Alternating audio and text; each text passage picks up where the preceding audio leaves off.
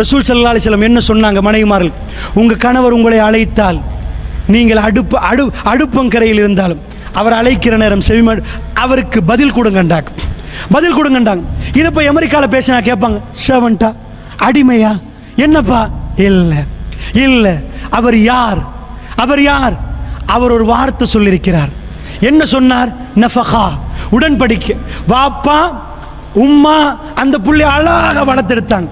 அவர் வந்து ஒரு உடன்படிக்கை எழுதினார், அவர் கை சாத்திட்டார். என்ன சொன்னார்? இதுக்கு பிறகு உங்க மகளை கண் கலங்காம நான் பார்ப்பேன், நான் பார்ப்பேன். அவர் பார்க்கிறதுக்கான கூலி அது. அவர் உங்களை பார்க்கிறார். வஜஅல பைனக்கும் மவத்தன் வரஹ்மா, உங்களுக்குள்ள அன்பையும் பாசத்தையும் ஒரு இணைப்பை உண்டாக்குறான் அல்லாஹ். உங்களுக்கு அதுக்கு லாஜிக் ரீசன் சொல்ல இயலாது. ஏதாவது ஒரு ஏழை வந்தா 100 ரூபா கொடுப்பீங்க, மிஸ் ஆகி 1000 ரூபா கொடுத்தா அல்லாஹ் ஒரு நாளைக்கே தலைவலி. 1000 ரூபா போச்சு, 1000 ரூபா போச்சு. பொண்டாட்டிக்கு 1 லட்சம் கொடுத்திருப்பீங்க, ஒரு நாளும் கவலைப்பட மாட்டீங்க. அக்கௌண்டன்ட் சொல்லி பொண்டாட்டிக்கு எத்தனை கொடுத்தோம், என்ன எக்ஸ்பென்ஸ் டீட்டெயிலை காட்டி சொல்ல மாட்டீங்க. அது கம்பெனியில் எக்ஸ்பென்ஸ் இன்கம் பார்க்கிறது. பொண்டாட்டிக்கு இல்லை. வஜஅல பைனக்கும் மவத்தன் வரஹ்மா, இனம் தெரியாத ஒரு அன்பு, இனம் தெரியாத ஒரு பாசம், அது கணக்கே இல்லாத ஒரு இது கொடுப்பார்கள். ஏன்? நஃபகா, அவர் பொறுப்பெடுத்து விட்டார். அவர் தான் பொறுப்பெடுக்கிறார். உங்க வாப்பா பொறுப்பு கொடுத்தார், உங்க வாப்பா பொறுப்பு கொடுத்தார். அவர் எப்பயும் கல்புல வைத்துக் கொண்டிருப்பார், இவ யார், இவ எப்படி வளர்த்தாங்க, இவ எப்படி கொண்டாந்தாங்க, அதை விட சிறப்பாக என் பொண்டாட்டியை நான் பார்க்கணும்.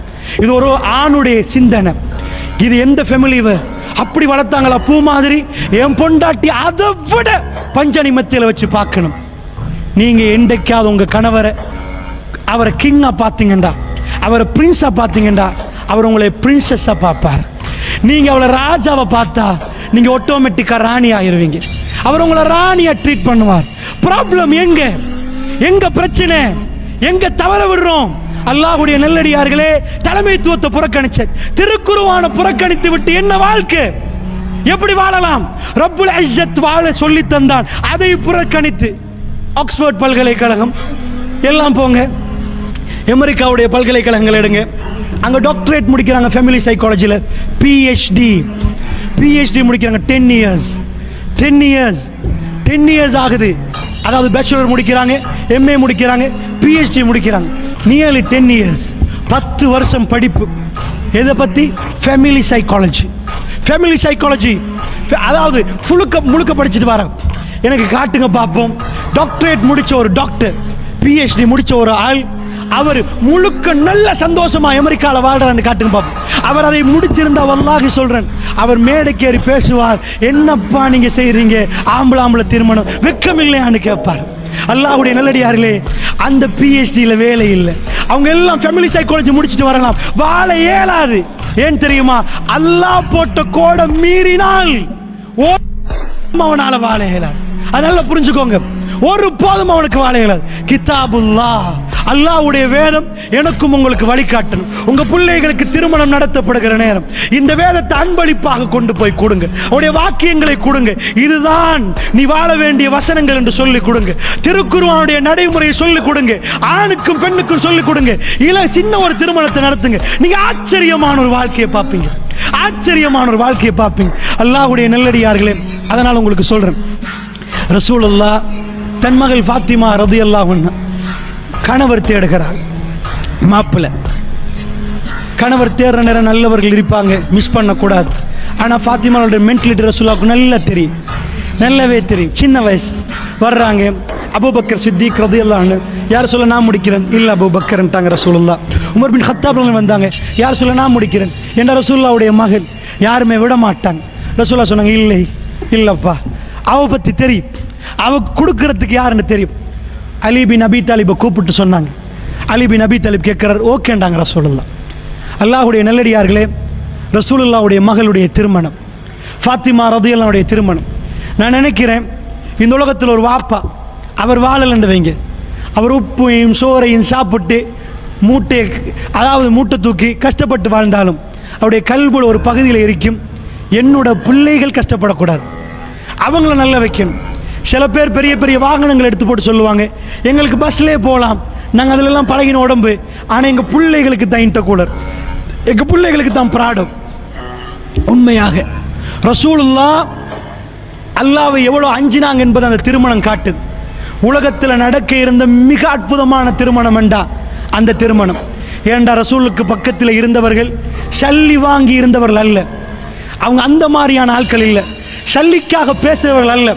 சொல்லுவாங்க ராஜாக்கு பக்கத்தில் இருந்து ராஜா சொல்றதுக்கெல்லாம் ஆமா சாமி போடுவாங்க. சிங்களத்தை சொல்லுவாங்க வந்தி பட்டை ஓண்டுவாங்க. ராஜா பக்கத்தில் இருந்துட்டு பேசுறதுக்கெல்லாம் ஆமா சாமி போட்டுட்டே இருப்பாங்க. ஓ ராஜா நீங்க சொல்றதை விடவா அப்படின்னு கேட்பாங்க. ரசூலுல்லாவுக்கு பக்கத்தில் அப்படி யாருமே இருக்கல. அவர்கள் ஒரு திருமணத்தை ரெடியாக்கணும்டா ஜசீரத்துல் அரபே பார்க்காத ஒரு திருமணத்தை ரசூலுல்லாவுக்கு நடத்திருக்கலாம். அல்லாஹ்வுடைய நல்லடியார்களே, பெருமானார் விரிப்பை விரித்தார்கள். ஒரு எளிமையான திருமணம். நீங்கள் புகாரி முஸ்லிமை பிரட்டி பார்த்தவங்களுக்கு தெரியும். அலி பின் அபி தாலிபுக்கு கேட்டாங்க, அலி வலிமாவுக்கு என்ன இருக்குது? யா ரசூலல்லாஹ், கனிமத்தில் கிடைச்ச அந்த போர் கவசம் இருக்குது, அதோடு ஒன்றுமில்லை ரசூலுல்லாஹ், ஒரு ஒட்டகத்தை தர்மம் கொடுக்குறாங்க. ஒரு ஹதீஸில் வருது. இன்னொரு செய்தியில் அதை கொண்டு போய் மார்க்கெட்டில் நின்றுட்டு விற்கிறார். உஸ்மான் பின் அஃபான்றது வர்றாங்க, எவ்வளோன்னு கேட்குறாங்க. 400 என்றார். ஏன் அலி விற்கிறீங்கன்னு கேட்குறார். நான் ரசூலுல்லாவுடைய மகளை கல்யாணம் முடிக்க போகிறேன், ஃபாத்திமா ரலியல்லாஹு கல்யாணம் முடிக்க போகிறேன். அப்படியா? அவர் வாங்குறார். வாங்கிவிட்டு சொன்னார், இது கல்யாண கிஃப்ட். அந்த 400 கொடுத்து விட்டு இதையும் வாங்கிவிட்டு கிஃப்ட் என்றார். சுபஹானல்லாஹ். ரசூலுடைய மருமகன்.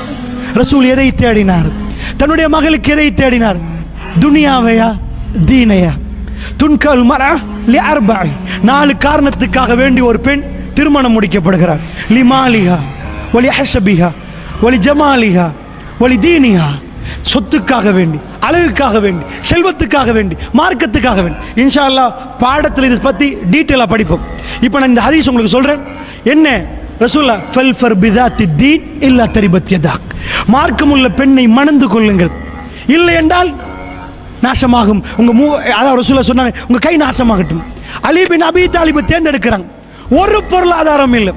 நல்லா புரிஞ்சுக்கோங்க, ரசூலுல்லாவுக்கு பக்கத்து நாடு மன்னர்களோட கண்டெக்ஸ் இல்லையா? இருக்குது. ரசூலுல்லாஹ் கடிதம் எழுதினார்கள்.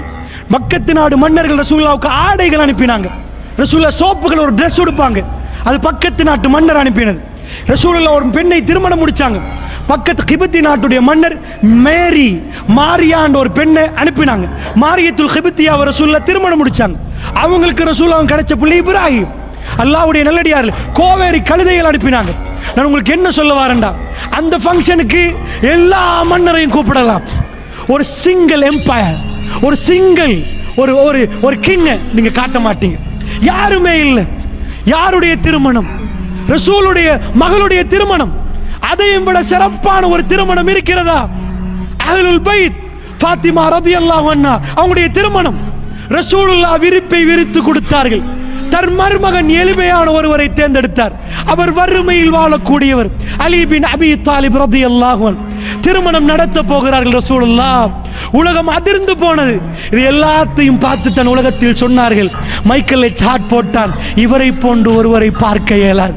உலகத்தில் மோஸ்ட் இன்ஃப்ளூயன்ஸ், அதிகமான பலங்களை, அதாவது தாக்கம் செலுத்திய மனிதர்களை நான் பார்த்தேன்.